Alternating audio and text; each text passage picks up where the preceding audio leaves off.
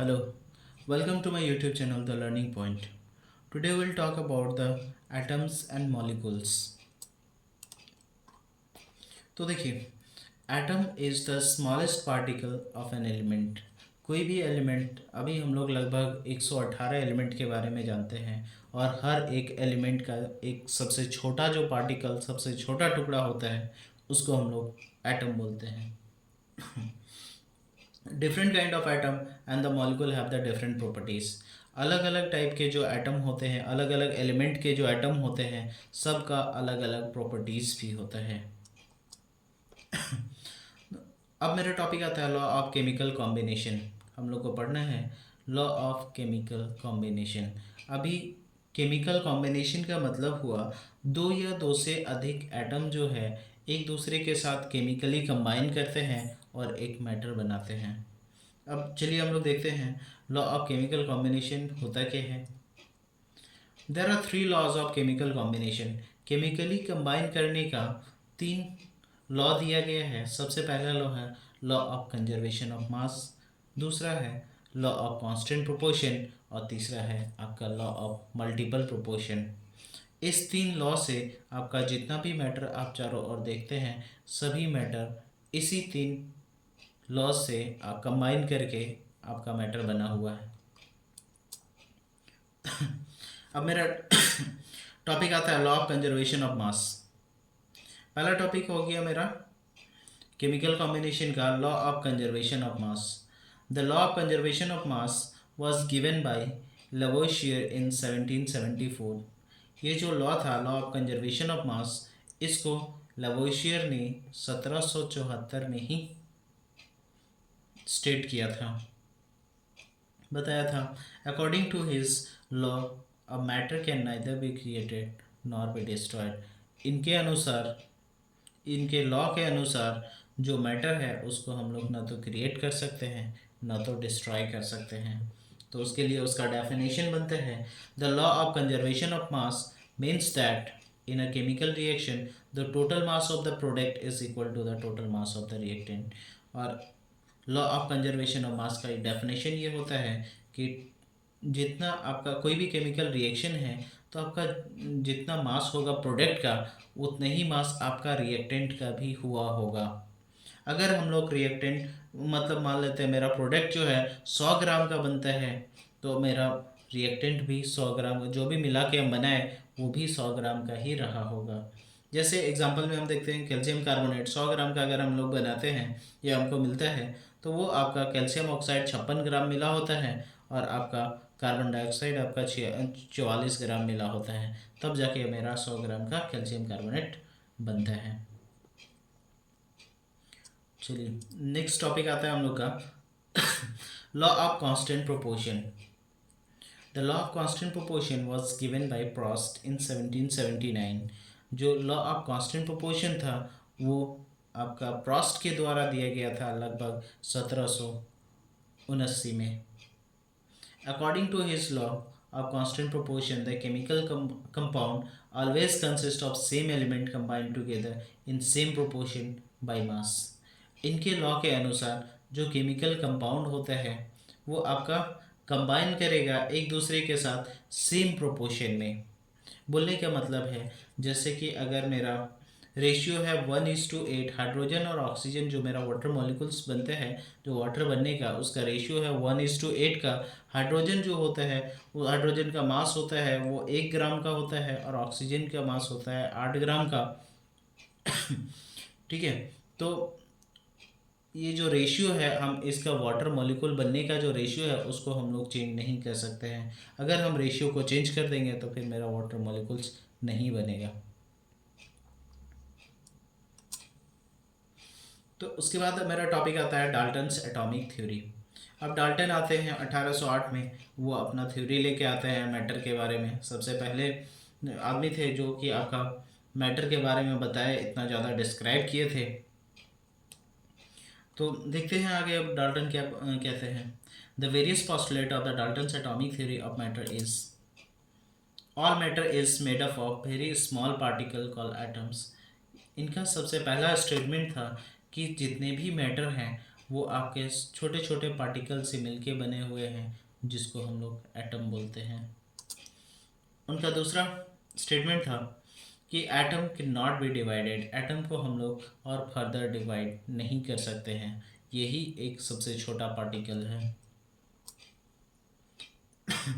उसके बाद बोले कि atom can neither be created not be destroyed, atom को ना तो हम लोग क्रिएट कर सकते हैं ना तो डिस्ट्रॉय कर सकते हैं। उसके बाद चौथा स्टेटमेंट दिए कि atom are of various kind, atom क्या होता है, बहुत सारे टाइप का होता है, लगभग जितने टाइप का एलिमेंट होता है उतने टाइप का एटम भी होता है। फिफ्थ स्टेटमेंट उनका था कि all the atom of the given element are identical in any respect having the same mass size and chemical properties. बोलने का मतलब है वो इस स्टेटमेंट से कहना चाहते हैं कि ऑल द एटम्स, जितने भी आपके एटम्स हैं किसी भी एलिमेंट का, वो आइडेंटिकल होगा। आपका एक एलिमेंट है, उसका जितना भी एटम होगा वो सब एक जैसा ही होगा, उसका मास में भी, साइज में भी और उसका केमिकल प्रॉपर्टीज में भी। सिक्स्थ में आता है atom of the different element have the different mass size and chemical properties. Atom जो होता है डिफरेंट एलिमेंट का, उसका डिफरेंट मास भी होता है, अलग अलग एलिमेंट का जो एटम होगा उसका मास भी अलग होगा, साइज भी अलग होगा और केमिकल प्रॉपर्टीज भी अलग होगा। सातवां में बोलते हैं chemical combination between two element consist in joining together of atom of this element to form molecule and compound. जो भी आपका एलिमेंट, दो या दो से अधिक एलिमेंट एक दूसरे के साथ जब वो कंबाइन करेंगे तो वो केमिकली ही कंबाइन करेंगे और आपका मॉलिक्यूल बनाए चाहे वो कंपाउंड बनाए। The number and the kind of atom in a given compound is fixed. जो नंबर और काइंड ऑफ एटम जो होता है किसी भी कंपाउंड में वो फिक्स्ड होते हैं, मतलब एक जितना नंबर ऑफ एटम एक कंपाउंड में होता है वो उतना ही फिक्स्ड होता है, उससे हम ज़्यादा या कम नहीं कर सकते हैं। उसके बाद आता है during chemical combination, chemical combination के दौरान atom of the different element combined in small whole number to form a compound. एक केमिकल कॉम्बिनेशन के दौरान जो आपका एलिमेंट कंबाइन करेगा वो एक स्मॉल होल नंबर में करेगा, वो आप उसको होल नंबर को फिर वो चेंज नहीं कर सकते हैं। Atom of the same element can combine in more than one ratio. Same element का जो एटम होता है वो एक से ज़्यादा रेशियो में करता है अलग अलग कंपाउंड बनाने के लिए। तो ये 10 लॉ दिया गया था डाल्टन्स के द्वारा। उसके बाद डाल्टन आते हैं अपने लॉ ऑफ केमिकल कॉम्बिनेशन का जो थ्योरी है उसको एक्सप्लेन करते हैं। जैसे डाल्टन्स एटॉमिक थ्योरी जो था लॉ ऑफ केमिकल कॉम्बिनेशन का, वो बेस्ड था, जैसे उनका पोस्टुलेट है उसके अनुसार जैसे देखते हैं the postulate of the Dalton's atomic theory that atom can neither be created nor be destroyed can be used to explain the law of conservation of mass. अगर हमको law of conservation of mass को explain करना है तो हम Dalton atomic theory का जो एक पोस्टुलेट था जिसमें वो कहते हैं कि atom can neither be created nor be destroyed, तो इस पोस्टुलेट से हम एक्सप्लेन कर सकते हैं law of conservation of mass को।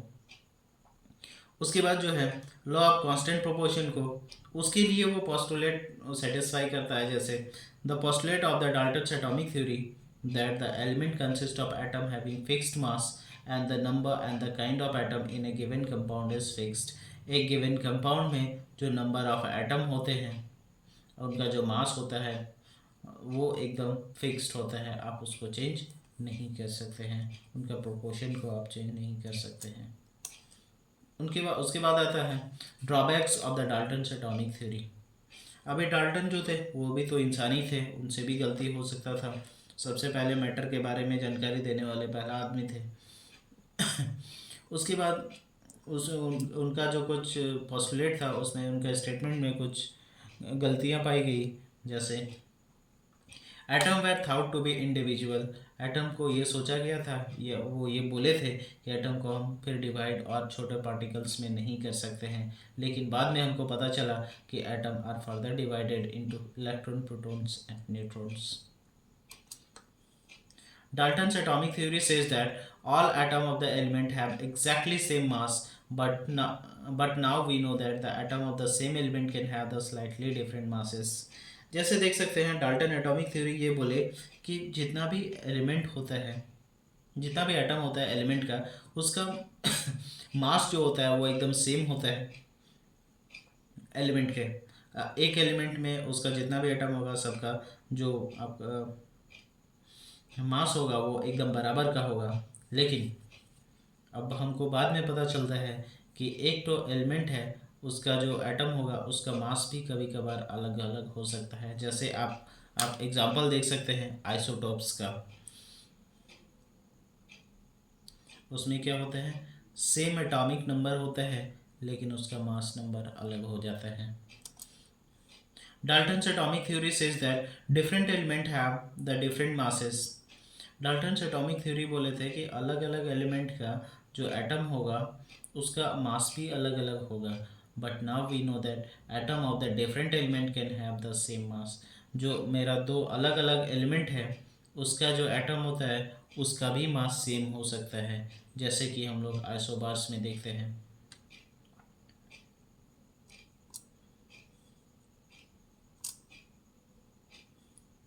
So friends, part 2 will come soon. Thank you.